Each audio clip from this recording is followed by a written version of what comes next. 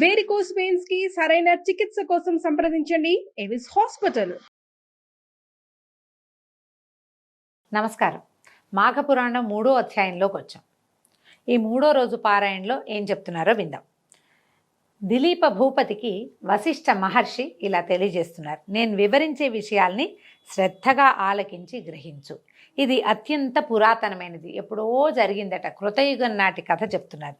ఒకనాడు వింధ్యాచలము మరియు హిమాచలము మధ్య ప్రాంతంలో కరువు కాటకాలు వచ్చి ప్రజలు చాలా ఇక్కట్లకి లోనయ్యారు.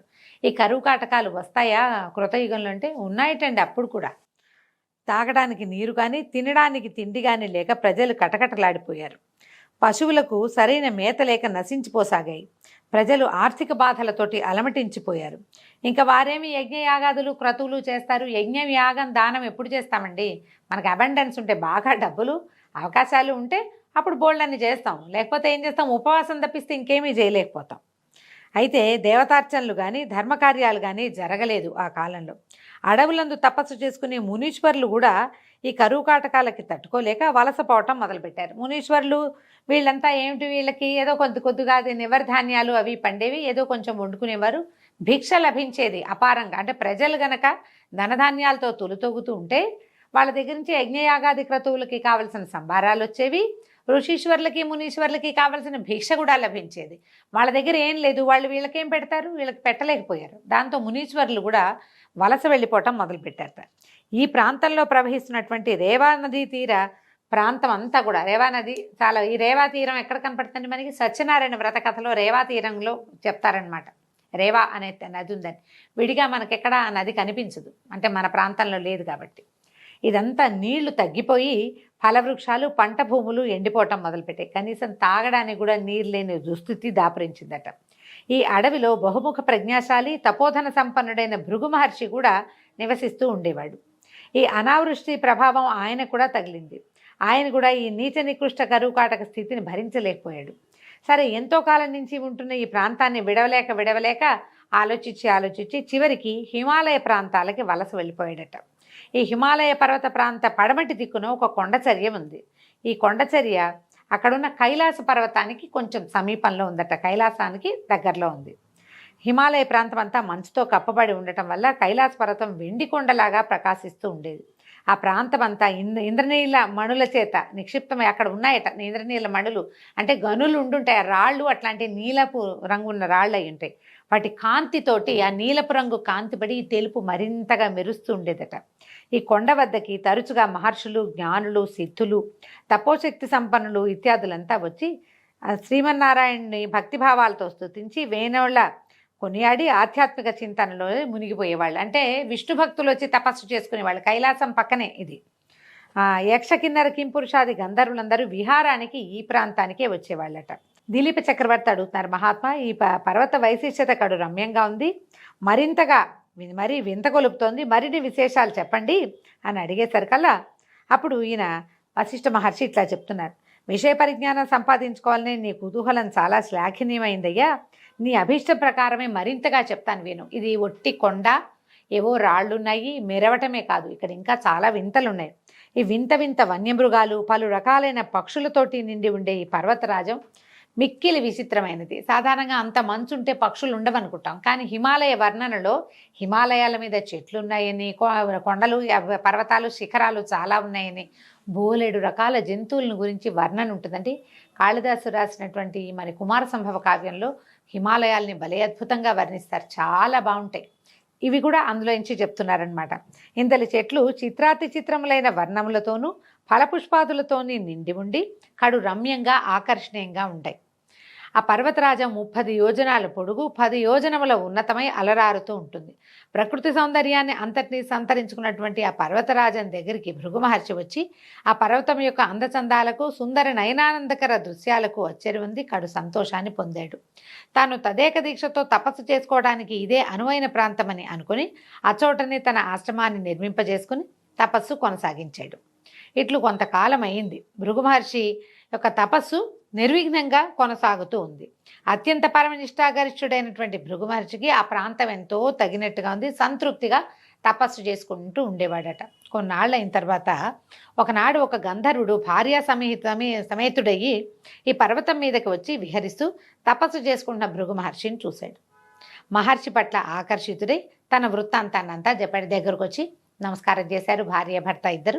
అతను ఏం చెప్తున్నాడు, ఓ మహాత్మా, తమరు తపోశక్తి సంపన్నులు, సర్వజ్ఞులు కావున మీరు దయతలిచి నా కష్టాలని కడతీర్చమని ప్రార్థిస్తున్నాను అన్నాడు.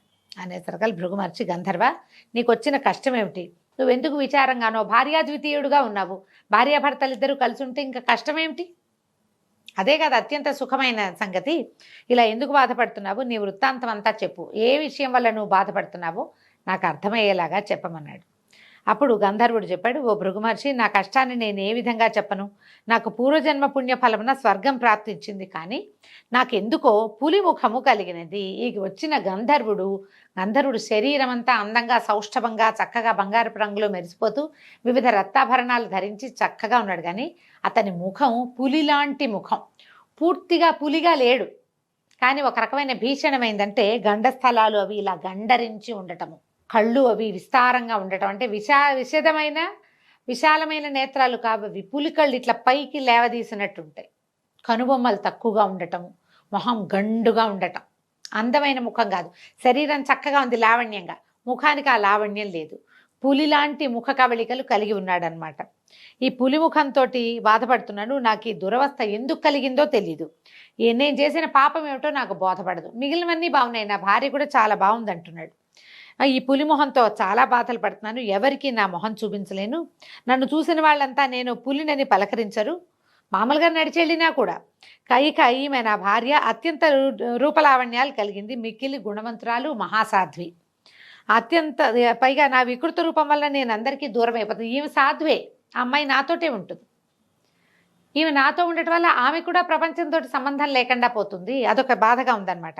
నాకు ఈ రూపకారణాన్ని తెలిపి దాని నివారణోపాయం కూడా తెలపమని వేడుకుంటున్నానని పదే పదే ప్రార్థించాడట. గంధర్వుని వృత్తాంతము, అతని దీనాలాపాలు విని అతని వికృత రూపాన్ని చూసినటువంటి భృగు మహర్షి హృదయం ద్రవించింది. తన హృదయాన్ని ఎవరో కలచివేసినట్టు అయిపోయిందట. వికృత రూపంలో ఉన్న ఆ గంధర్వునికి ఎట్లాగైనా తన శక్తి కొలది సాయం చేయాలని నిశ్చయించుకుని, ఓ గంధర్వ కుమార, నీవు మిక్కిలి దురదృష్టవంతుడివి, భాగ్యహీనుడివి. నీ అదృష్టహీనత వల్లే నీకు ఈ దురవస్థ కలిగింది. మనిషిని కుంగదీసేవి 3: ఒకటి పేదరికము, పాపము, దురదృష్టము. ఇవి కుంగదీస్తాయి బాగా. కావున వీటిని నివృత్తి చేసుకోవాలి. ఇప్పుడు మనిషి అంటే వీడు గంధర్వుడు కదా, ఆ గంధర్వుడికైనా సరే ఇలాంటి సమస్యలు వస్తాయి. మనం చాలా పురాణ గాథలు వింటుంటాం. గంధర్వులు, యక్షులు వీళ్ళంతా కూడా ఏదో ఒక శాపానికి లోనే మానవ జన్మెత్తాల్సి వస్తారు. రకరకాల నానాయోనుల ఎందు పుట్టాల్సి వస్తారు. వాళ్ళకు కూడా వస్తాయి. పూర్తిగా దేవయోనులు కాదు, వాళ్ళు పూర్తిగా దేవతలు కాదు, ఆ జాతులకి చెందిన వాళ్ళు. దానివల్ల వాళ్ళకి స్థానభ్రంశము, పదవి భ్రంశము, ఆ శరీరమే లేకపోవటము, ఇలాంటి రకరకాల అవస్థలు వస్తాయి. అందుకని దానికి చెప్తున్నారనమాట. ఇది ఒక మాఘమాస స్నానం వల్లే సాధ్యం.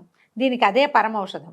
మాఘమాస స్నానాన్ని ప్రతివారు జాతి కుల మతముల భేదం లేకుండా జనులందరూ చేసి తమ తమ పాపాలని నివృత్తి చేసుకోవచ్చు. కావున నీవు కూడా నీవి భార్యతో సహా ఈ మాఘమాస పర్వదినములందు నదీ స్నానాన్ని చేయి, నీకు శుభములు చేకూరగలవు. ఇప్పుడే మాఘమాసం మొదలైందని చెప్తున్నారు. ఇది మాఘమాసమే కాబట్టి మీ ఇద్దరు నదీ స్నానం చేసి పవిత్రులై విష్ణు పూజ నిర్వహించండి, మీకు మేలు కలుగుతుంది అన్నారు. మాఘమాస నదీ స్నానం చేసుకునేసరికి నీ కష్టాలు తొలగిపోతాయి, భయపడద్దు, నీ మనోవాంఛ నెరవేరుతుందని మునిపుంగవుడు మాఘమాస విశిష్టతని వివరించాడు. ఇప్పుడు చూడండి, మనం మామూలుగా ఏం చెప్తున్నాం, సూర్యారాధన అని చెప్తున్నాం, విష్ణువారాధన అని చెప్తున్నారు. ఈ మాఘంలో స్నానం చేసి విష్ణువాలయాన్ని దర్శించడం చాలా మంచిది, విశేషమైంది. విష్ణువాలయాన్ని దర్శించలేని వాడు సూర్యుడి ముఖం దర్శనం చేసినా కూడా ఫలితం లభిస్తుంది. 4 రోజుల పాటు రోజు పొద్దున్నే లేచి స్నానం చేసి సూర్యుడి ముఖం చూడండి. మీ ముఖ వర్చస్సులో ఎలాంటి మార్పు వస్తుందో మీకే తెలుస్తుంది. మొహం మాడిపోయేదాకా నుంచో ఒక్కర్లా సూర్యుడి ముందు ఓ చెంబు నీళ్ళు చూపించి నమస్కారం చేసుకుంటే ఉదయకాలపు సూర్యకాంతి వల్ల శరీరానికి కావలసిన కొన్ని విటమిన్లు అందుతాయి. పొద్దున్నే లేవటం వల్ల మొహం వికాసంగా ఉంటుంది. తెల్లవారే లేచి స్నానం చేయటం వల్ల ఫ్రెష్గా ఉంటాం, ఆరోగ్యం బాగుంటుంది. స్నానం చేసి ఆహార స్వీకారం చేయటం వల్ల కూడా ఆరోగ్యం బాగుపడుతుంది. ఈ పొద్దున్నే లేవటం కోసం మనం ముందు రోజు రాత్రి పెందరాళ్ళే పడుకుంటాం, లేవాలన్న ఇంటెన్షన్ ఉంటుంది. ఇప్పుడు ఈ కాలంలో లేవటం వల్ల, పొద్దున్నే లేవటం వల్ల కాల విరేచనం అవుతుంది, కాలకృత్యాలు సమయానికి అవుతాయి, టైం కలిసి వస్తుంది. మనం అనుకున్నది అనుకున్నట్టుగా అవుతుంటే ముఖ వికాసం ఆటోమేటిక్గా ఉంటుందండి. మనం చూడండి, సక్సెస్ఫుల్ పీపుల్ మొహాలు బ్రైట్గా ఉంటాయి. సక్సెస్ అంటే అదేమిటో వ్యాపారం బ్రహ్మాండం పగలగొట్టాలని అనుకోక్కర్లేదు. మనం రోజు అనుకున్న ప్లాన్ ప్రకారం సరిగ్గా పని జరిగినా కూడా సక్సెస్ఫుల్ అయినట్టే, సక్సెస్ అవుతాం. ఆ సక్సెస్ వల్ల మనకి ముఖంలో వికాసం ఆటోమేటిక్గా వస్తుందండి. అదే చెప్తున్నారు, మాఘమాసం అత్యంత విశేషమైనది.